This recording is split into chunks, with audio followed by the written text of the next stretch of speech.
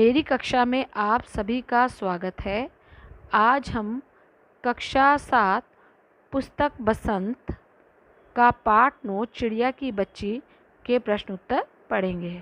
प्रश्न 1, किन बातों से ज्ञात होता है कि माधवदास का जीवन संपन्नता से भरा था और किन बातों से ज्ञात होता है कि वह सुखी नहीं था। माधवदास अपने लिए संगमरमर की एक नई कोठी बनवाते हैं।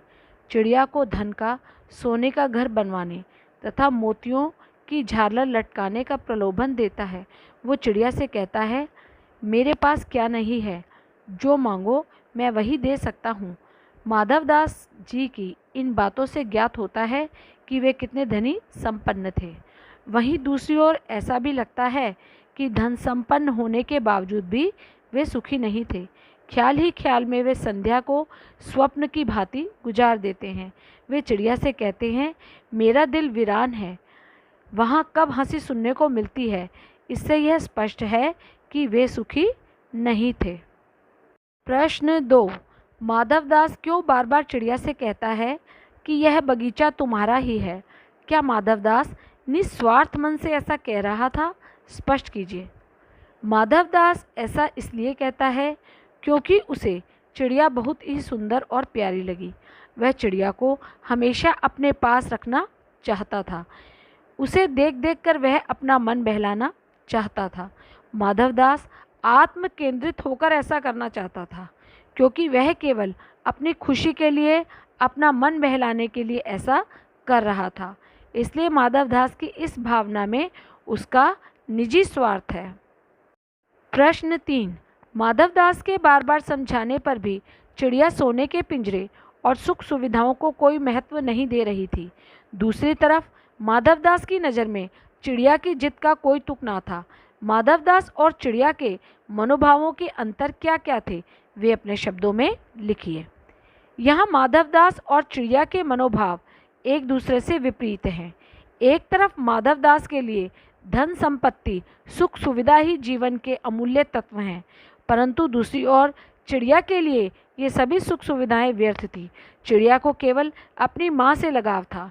माँ की गोद ही उसके लिए दुनिया में सबसे अधिक मूल्यवान सुख था। उसे सोने चांदी, हीरे मोती की तुलना में अपनी माँ का स्नेह अधिक प्यारा था। अर्थात चिड़िया की खुशी भौतिक सुखों से अलग भावनात्मक सुखों में है, परंतु माधवदास के लिए धन दौलत ही सर्वोपरि है। उसके सामने भावनाएं मूल्यहीन हैं। प्रश्न 4, कहानी के अंत में नन्ही चिड़िया का सेठ के नौकर के पंजे से भाग निकलने की बात पढ़कर तुम्हें कैसा लगा? 40-50 या इनसे कुछ अधिक शब्दों में अपनी प्रतिक्रिया लिखिए। कहानी के अंत में हमने पढ़ा कि सेठ की सभी चेष्टाओं के बावजूद नन्ही चिड़िया सेठ के नौकर के पंजे से भाग निकलने में सफल होती है। यह कहानी का दुखद अंत है। यदि ऐसा नहीं होता तो कहानी का अंत अत्यंत सुखद और प्रतीत होता कि अच्छाई पर बुराई की जीत हो गई, परंतु वास्तव में ऐसा नहीं होता और चिड़िया सुरक्षित अपनी माँ के पास पहुँच जाती है। चिड़िया के अस्तित्व की सफलता उसके बंधन मुक्त होकर स्वच्छंदता पूर्वक आकाश में उड़ने में है। वह अपने परिवार तथा अपनी माँ का स्नेह पाकर खुश रहती है। प्रश्न 5, माँ मेरी बाट देखती होगी। नन्ही चिड़िया बार बार इसी बात को कहती है। आप अपने अनुभव के आधार पर बताइए कि हमारी ज़िंदगी में माँ का क्या महत्व है। हमारी ज़िंदगी में माँ का स्थान सर्वोपरि है। माँ सभी मूल्यवान संपत्ति से अधिक मूल्यवान है। माँ अपने बच्चे की खुशी में खुश होती है तथा बच्चे के किसी भी प्रकार के कष्ट होने से भावुक हो जाती है। माँ हमें जन्म देती है, हमारा पालन पोषण करती है तथा सुख या दुख में हमारा साथ नहीं छोड़ती। हम माँ के ऋण से कभी भी मुक्त नहीं हो सकते। इसी तरह का स्नेह चिड़िया तथा उसकी माँ का भी था। इसी कारण चिड़िया बार बार माँ को स्मरण करके और उसके पास जाने की जिद कर रही थी।